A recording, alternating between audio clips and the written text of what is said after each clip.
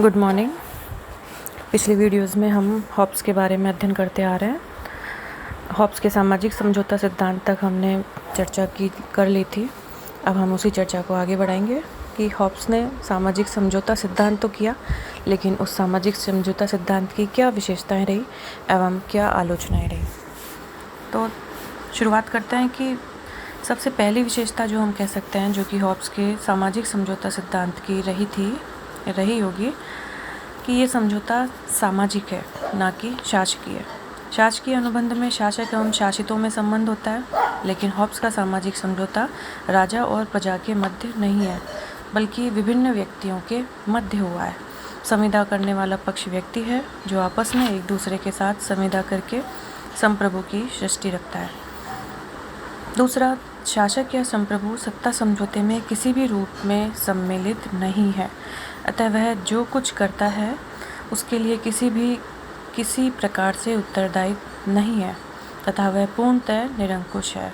तो इसे हम अगर सरल शब्दों में समझना चाहें तो हम ये कह सकते हैं कि हॉब्स ने सामाजिक समझौते के बाद जिस संप्रभु की बात की, तो वो कहते हैं कि संप्रभु किसी समझौते से बंधा हुआ नहीं है, अर्थात वो पूर्ण रूप से निरंकुश है। हॉब्स ने, मैं दोबारा से आपको बताना चाहूँगी कि विभिन्न व्यक्तियों ने आपस में समझौता करके एक राज्य एवं राजा की उत्पत्ति की। आपस में व्यक्तियों ने कहा कि मैं अपने अधिकार तुम्हें उसी प्रकार से सौंपता हूँ जिस प्रकार आप मुझे अपने अधिकार सौंपते हो।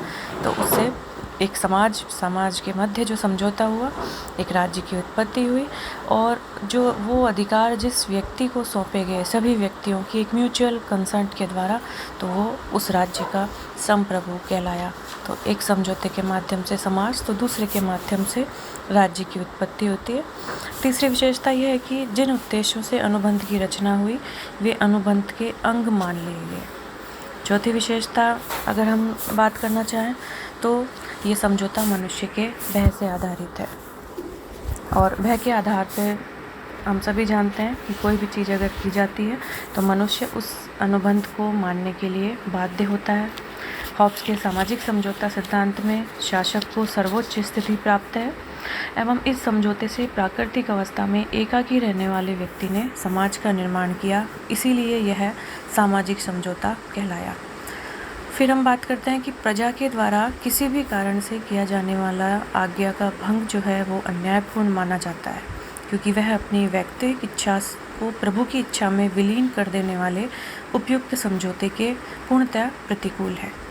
और अंतिम अगर सामाजिक समझौता की विशेषता की अगर हम बात करते हैं तो हम देखते हैं कि हॉब्स के द्वारा बताए गए सामाजिक समझौते द्वारा विविध संघर्षरत इच्छाओं का स्थान एक प्रतिनिध्यात्मक इच्छा ग्रहण कर लेती है। इस प्रकार शासक के हाथ में एक सामूहिक सत्ता आ जाती है। वह एक कृत्रिम व्यक्ति है, चूँकि वह संविदा करने वाले प्रत्येक व्यक्ति के प्राकृतिक अधिकारों को प्राप्त कर लेता है, अतः यह प्रत्येक व्यक्ति का प्रतिनिधि है। लेकिन कोई भी सिद्धांत अपने आप में कभी भी पूर्ण नहीं होता, ये हम सभी जानते हैं। तो इसी प्रकार हॉब्स के सामाजिक समझौता सिद्धांत में भी कई कमियां रह गई, जिन पर हम थोड़ा प्रकाश डालते हैं। आलोचकों ने हॉब्स के सामाजिक सिद्धांत का कड़ा विरोध किया है।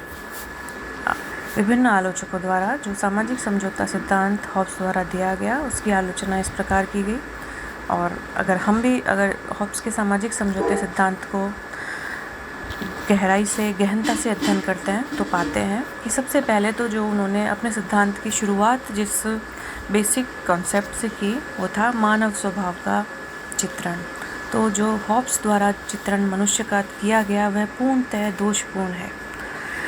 हॉब्स ने मनुष्य को घोर स्वार्थी, कपटी, क्रूर बताया, जबकि सहानुभूति, उदारता, दयालुता, परोपकार, प्रेम आदि भी मनुष्य के गुण है।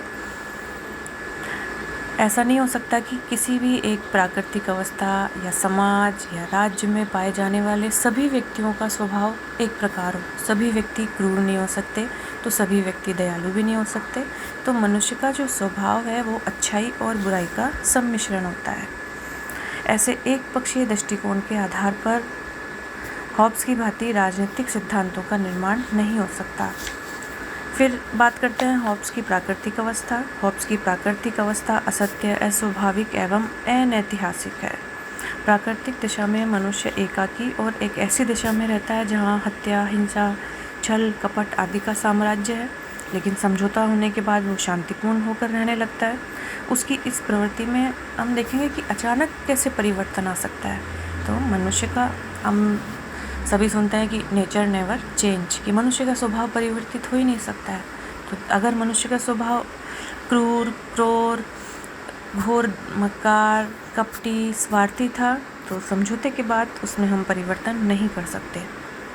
तो शायद मनुष्य के स्वभाव में कुछ अच्छाइयाँ रही होगी जिसके कारण मनुष्य ने ये समझौता किया। फिर जिन प्राकृतिक अधिकारों की बात हॉब्स करते हैं उनकी मान्यता असंगत है। प्राकृतिक दिशा का वर्णन करते हुए थॉमस हॉब्स ये प्रतिपादित करते हैं कि व्यक्ति को कुछ अधिकार प्राप्त थे जिनका रूप प्राकृतिक होता है। तो इस अराजकतापूर्ण प्राकृतिक अवस्था में व्यक्ति का कोई अधिकार हो सकता है, यह कहना भी बुद्धिसंगत नहीं है। हॉब्स की ये धारणा है कि आदिम समाज में मनुष्य अकेले रहता था। उसे यह ज्ञात ही नहीं था कि मनुष्य के सामाजिक जीवन के तत्वों का कभी अभाव नहीं रहा। ऐतिहासिक तथ्य ये कहते हैं कि मनुष्य कभी भी इस प्रकार से अकेले नहीं रह सकता जो कि हॉब्स हमारे समक्ष रखते हैं। वो किसी न किसी समाज में रहता है। अगर हम प्लेटो एवं अरस्तु के जो सिद्धांत है, जो कि उन्होंने अपने राज्य, मनुष्य स्वभाव के बारे में, अपने सिटी स्टेट के बारे में कहे, तो प्लेटो ने तो कहा कि राज्य व्यक्ति का पूर्वगामी है, कि मनुष्य से पहले ही राज्य की स्थापना हो चुकी थी। अरस्तु कहते हैं कि एक मनुष्य राज्य के बिना नहीं रह सकता। तो मनुष्य एवं राज्य या मनुष्य एवं समाज एक ही सिक्के के दो पहलू हैं, एक साध्य है तो दूसरा साधन है। तो जो प्राकृतिक अवस्था हॉब्स बताते हैं, जो मानव स्वभाव हॉब्स बताते हैं, वो पूर्णतया अतर्क संगत है। फिर हॉब्स संप्रभु की निरंकुशता का समर्थन करते हैं कि हॉब्स द्वारा स्थापित शासन किसी प्रकार का, उसके शासक पर किसी प्रकार का कोई नियंत्रण स्थापित नहीं करता, और हॉब्स का जो शासक है वो पूर्णतया निरंकुश है। ना तो उस पर कानून का अंकुश है, ना व्यक्ति के मौलिक अधिकारों का। तो वस्तुतः हॉब्स ने अपने सामाजिक सिद्धांत द्वारा मनुष्य को सर्वथा अधिकार शून्य करके लेवियाथन की दासता के पास में जकड़ लिया है, जो कि हम असंगत पाते हैं।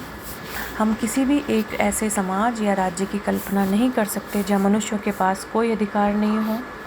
निरंकुश शासन में भी मनुष्य को आंदोलन करने की परमिशन दी गई है, अर्थात मनुष्य किसी भी शासक की निरंकुशता से आतताई होकर, तंग आकर, आपस में संगठित होकर उसके विरुद्ध विद्रोह कर सकते हैं।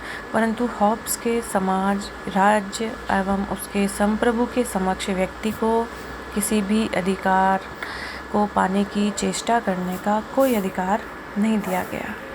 लेकिन फिर भी हम हॉब्स की इन आलोचनाओं के बावजूद सामाजिक समझौते के सिद्धांत को प्रतिपादित कर इस सत्य का प्रतिपादन किया है उन्होंने कि राज्य ना तो ईश्वर द्वारा उत्पन्न दैवीय संस्था है और ना किसी प्राकृतिक विकास का परिणाम। वो एक मानव के द्वारा निर्मित कृत्रिम संस्था है जिसे व्यक्ति द्वारा अपनी कुछ निश्चित आवश्यकताओं की पूर्ति के लिए बनाया गया है।